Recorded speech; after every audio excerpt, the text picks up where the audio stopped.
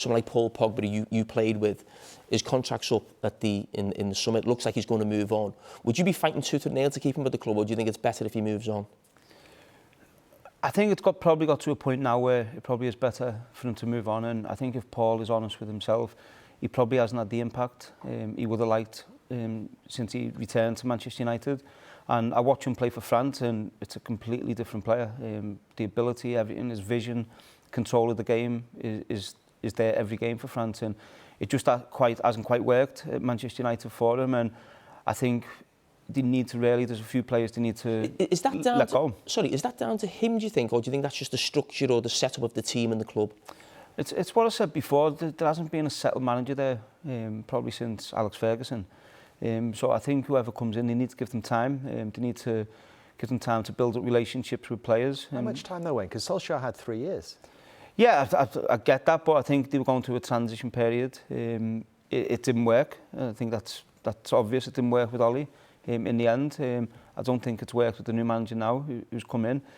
So I think Pochettino is, in my opinion, is a top manager. He knows how to work with top-class players, but also with young players. And I think they need to get that blend right because they can't afford to fail again. I wanted to ask you about another of your old Manchester United teammates, Ronaldo. Now, Jamie said right from the start of this season he felt it was a mistake, really, to bring him back to Manchester United. What's your take on that? Has it worked? You'd have to say no at the minute. I think he scored goals. He scored important goals in the Champions League early on in the season. He scored, obviously, the hat-trick against Tottenham.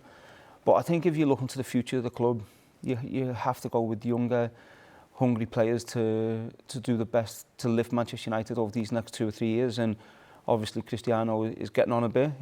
He certainly obviously isn't the player he was when he was in his 20s. So and that happens. That's football. But he's a goal threat. But I think the rest of the game, I think they need more, and they need young, hungry players. So when you look at that Manchester United squad, if we're saying that Pogba isn't one that should be staying and Ronaldo perhaps should be moving on, who are you looking at in that squad that the next manager can build around?